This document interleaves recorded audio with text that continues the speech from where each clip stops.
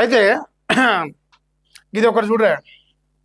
ఇలా నమస్తే తెలంగాణ కానీ తెలంగాణ పత్రికల ఇది ఒక వార్త బాగా హైలైట్ అయ్యి రాసిరు. మెయిన్ పేపర్ బ్యాన్ ఐటమ్ రాసిరు. సో ఈ వార్తను మీరు ఒకసారి అంటారుగా నార్మల్గా ఆలోచించి చూడండి. ఏ రాజకీయ పార్టీల మైండ్ సెట్తో కాకుండా, లేదంటే ప్రధానంగా బీఆర్ఎస్ మైండ్ సెట్తో కాకుండా ఒకసారి మనం క్యాజువల్గా చూద్దాం. నేను చెప్తా మీకు ఎందుకనేది. రాజ్యమా ఉలికిపడు అని చెప్పేసి అంటుండు. రాజ్యమా ఉలికిపడు, ఇక మేక్ ఇన్ ఇండియా కాదు, ఇది లీక్ ఇన్ ఇండియా అని చెప్పేసి అంటుండు. ఇక బంగారు తెలంగాణ కాదు, ఇది లీక్ ఇన్ తెలంగాణ అని మనం కూడా చెప్పాలా. అంటే ఒకడు సమస్యలలో చిక్కుకున్నాడు, ఆ సమస్యలు వాడు కొట్టుమిట్టాడుతున్నాడు. ఇక నేను మునగానని అవతల పక్క కూడా ఎగురుతాడంట గంతేసి. వాని సొంతంగా వాడు ఎగురుతుండా దుంకుతుండా వాడు పరిష్కరిస్తుండా ప్రజలు చూస్తున్నారు. కానీ ఇక్కడ బీఆర్ఎస్ పార్టీలో నిన్న కల్వకుంట్ల తారక రామారావు గారిది నిన్న ఆయన పుట్టినరోజు. సో ఆ పుట్టినరోజు సందర్భంగా నిన్న ఈ కార్యక్రమానికి ఆయన పోయినట్ట. ఆ కార్యక్రమంలో చాలా చాలా పత్తిత్తు మాటలు మాట్లాడుతుండు. నాకు వింతగా అనిపించింది ఆయన మాట్లాడుతుంటే. వాస్తవానికి ఇగో మోదీజీ జెన్జీ గర్జిస్తున్నట, ఎవరితో పెట్టుకోవద్దో మీరు వారితోనే పెట్టుకున్నారంట. సేమ్ టు సేమ్ కదా. ఇక్కడ మోదీ బదులు కేసీఆర్ పేరు రాస్తే అయిపోయారు. మోదీ బదులు ఇక్కడ కేసీఆర్ పేరు రాస్తే బరాబర్ సెట్ అవుతుంది. కేసీఆర్ కూడా సెట్ అవుతుందిగా. కేసీఆర్ జెన్జీ గర్జిస్తున్నది, ఎవరితో పెట్టుకోవద్దో మీరు వారితోనే పెట్టుకున్నారు, వారే మిమ్మల్ని ఫామ్ హౌస్లో బండబెట్టిర్రు. ఇది నిజం కాదా? మనందరూ తెలియదా? ఇలా తెలంగాణ రాష్ట్రంలో నిరుద్యోగులతోనో విద్యార్థులతోనో ఇంటర్మీడియట్ పోరగాళ్ళ పేపర్ లీకులతో ఏమంటారుగా పల్లి పాఠాలను కమ్మినట్టు పేపర్లా మీరు మీ బీఆర్ఎస్ ప్రభుత్వం ఉన్నప్పుడు ఈ పేపర్ లీక్లకు అమ్మ మొగులు మీరు ఉన్న మాట చెప్పాలంటే. ఈ రాష్ట్రంలో ప్రజలందరూ చూసిరు, 7 దోశల మంది పోసిరు. పోరగాళ్ళు ఇప్పుడు కూడా ఇంటర్మీడియట్ పోరాలు సోషల్ మీడియా వీడియోలు చూస్తే ఉరేసుకుని వస్తారు బీఆర్ఎస్ వాళ్ళు. అట్లా తెచ్చిర్రు. ఆ రోజు ఎంతో మంది పోరాలు చచ్చిర్రు. ఇలా ఈయన అంటాడు జెన్జీ గర్జిస్తాను. వాళ్ళ పైన 2026లో గర్జించింది, మీ పైన 2023లోనే గర్జించింది. అంటే 3 ఏళ్ళ ముందరనే వచ్చింది, మీకు మూడింది, 3 ఏళ్ళ ముందరనే మూడింది. సో అందుకే ఇలా ఫామ్ హౌస్లో వన్యం. ఇలా మీరు సక్కమైన అన్నట్టు మీ ప్రభుత్వాలు ఉన్నప్పుడు పేపర్ లీకే కాలేదన్నట్టు, మాకేమి సంబంధం లేనట్టు, మీ సత్యహరిచంద్రులకు మునిమానం అన్నట్టు నటిస్తున్నారు. మీరెంత దొంగలో కూడా ఎరక. ఇలా ఎన్డీఏ ప్రభుత్వంలో పేపర్ లీక్ అయితే ఒకటి అయితే మీ దాంట్లో 100 తీయొస్తుందేమో, ఓ వరస్ట్కి అయితే 50 తీయొస్తుందేమో. మీరు ఉద్యోగాలు అమ్ముకుర్రు, పేపర్లు అమ్ముకుర్రు, రోడ్ల మీదకి వచ్చి పేపర్ లీక్ అయిన ఏడ్చిన వాళ్ళని వీళ్ళకు లవ్ అఫైర్లు వంటగట్టిరు. మీరు అంత కిరాతకులు, మీరు సస్తే కూడా లవ్ అఫైర్లు కట్టిరు. మీరు చరిత్ర మర్చిపోవద్దు, కేటీఆర్ గారు గమనించాలి. ఇక ధర్మేంద్ర రాజీనామా చేయాల్సిందే అంట.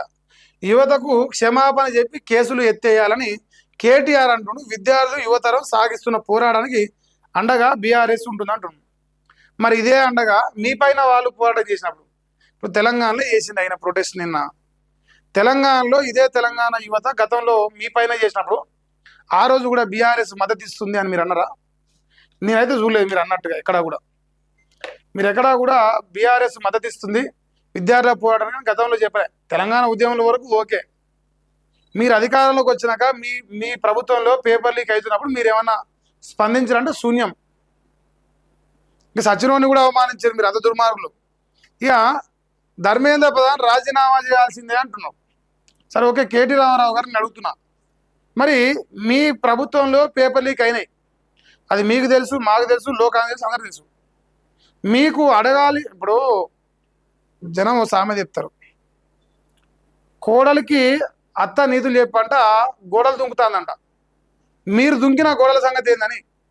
మీ బీఆర్ఎస్ ప్రభుత్వంలో ఉన్నప్పుడు ఈ తెలంగాణ రాష్ట్రంలో జరిగిన పేపర్ లీక్ల సంగతి ఏంది, దానిపైన మొదలు స్పందించరు. ఇంకోటి, ఆనాడు విద్యాశాఖ మంత్రిగా ఉన్న మా అక్క సబితక్క రాజీనామా చేసిందా? చేసే సమాధానం చెప్పరు.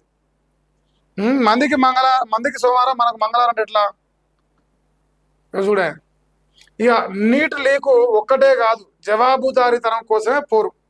కేంద్ర మంత్రి కాపాడేందుకు యువతపై ఉక్కుపాదమా? మోదీని అంటే కేడీ రేవంత్కు కోపం ఎందుకు వస్తున్నది?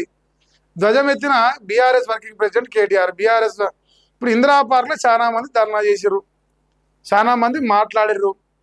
అలా ఏ ఒక్కరి స్టేట్మెంట్ రాదు. Only future of Telangana statements మాత్రం వస్తాయి. ఎందుకంటే ఫ్యూచర్ ఆఫ్ తెలంగాణ ఈయన అయ్యనకంగా ఇప్పుడు కొడుకు. ఇది వారసత్వ రాజకీయమా? మా నాయన తర్వాత నాదే తెలంగాణ ఏమైనా పట చేసిన మీ నాయన ఏమన్నా నీకు? ఇప్పుడు హరీష్ రావు లాంటి వాళ్ళు చాలా మంది మాట్లాడుతున్నారు. బీఆర్ఎస్లో చాలా మంది నాయకులు మాట్లాడుతున్నారు. మేజర్ హరీష్ రావుని నేను చెప్తా ఉన్నా. హరీష్ రావుని పేపర్లలో ఎక్కడా కూడా కనపడకుండా మేనేజ్ చేస్తున్నది బీఆర్ఎస్ సర్కార్, అంటే బీఆర్ఎస్ పార్టీ ఎక్కడా కూడా. ఇప్పుడు ఈయననే హైలైటింగ్, ఇంకొకటి ఏం మాట్లాడలే. ఇప్పుడు నేను నిన్న చూసిన బాలక సుమన్ మాట్లాడినట్టుంది, అలా ఒక్క స్టేట్మెంట్ కూడా రాలే. ఇలా కొడుకే ప్రధానం, ఇంకా వేరేటోడు కూడా ప్రధానం కాదు. సో నిన్న ఆయన పుట్టినరోజు సందర్భంగా నిన్న ఈ ధర్నాకు పోయిందని ఆయన చెప్పుకుంటున్నాడు. దీని కూడా రాసినట్టుంది రావేరు, ఇంకా రాకపోతే మరి తప్పదు. నాకు ఢిల్లీ మెడలు వంచైనా న్యాయం సాధిస్తామంట. మోదీ మీరు పెట్టుకోకూడని వాళ్ళతో పెట్టుకున్నారు, యువతతో పెట్టుకుంటే శ్రీలంక నేపాల్ గతే పడుతుంది అంటున్నాడు. ఇప్పుడు దేశం నాశనం అవుతుందా? ఇప్పుడు ఇంకోటి, ఇప్పుడు కేటీ రామారావుని అడుగుతున్నా, నిజంగా మీరు నేను ఒక మాట మాట్లాడుతున్నారు, యువతతో పెట్టుకుంటే ఈ దేశం పోయింది, ఆ దేశం పోయింది, ఈ దేశం పోయిందని. మరి మీ ప్రభుత్వం పోయింది చెప్పరేమి? తెలంగాణలో కాంగ్రెస్ అనేది అధికారం రావడానికి కారణం యువతే. ఆ యువతను ఆకట్టుకునే హామీలు మా రేవంత్ రెడ్డి గారు ఇచ్చారు. దానికి నిరుద్యోగులు ఇలాంటి యువత అంటారు ఆసక్తి చూపించి రేవంత్ రెడ్డికి ఓటు వేసారు. మరి మీరు చెప్పరు. అందరం అండగా ఉంటాం, పోరాటం ఆపొద్దు. ఇది భయపడే తరం కాదు, పాలకులను భయపెట్టే తరం. నీటి లీకేజీపై ధర్మేంద్ర ప్రధాన్ రాజీనామా చేయాలి, విద్యార్థులపై పెట్టిన కేసులను ఎత్తివేయాలి. రాహుల్ ఢిల్లీలో ధర్నా చేస్తే నల్లమల్ల పిల్లి కొడంగల్లో దాక్కుందంట. కేంద్రం దిగొచ్చే వరకు పోరాటం ఆగదంటుండు BRS working president KT Ramarao. So ఇది ఆయన స్టేట్మెంట్స్ కనిపిస్తున్నాయి. ఇక ఇదేందా ఇంతవరకు ఉన్నదా? సో కేటీ రామారావు నిన్న పుట్టినరోజు సందర్భంగా కూడా ఇంకో ఆయన అలా ఫామ్ హౌస్లో ఏదో చిన్న కార్యక్రమం చేసినట్టుంది. ఆకుపచ్చని అభినందన. తన 50వ జన్మదినోత్సవాన్ని పురస్కరించుకొని green India challenge founder Santosh Kumar కోరిక మేరకు కూతురు రియాన్సీతో కలిసి మొక్క నాటుతున్న బీఆర్ఎస్ వర్కింగ్ ప్రెసిడెంట్ కేటీఆర్. ఈ సందర్భంగా కేసీఆర్, శోభమ్మ దంపతులు కేటీఆర్ దీవించారు.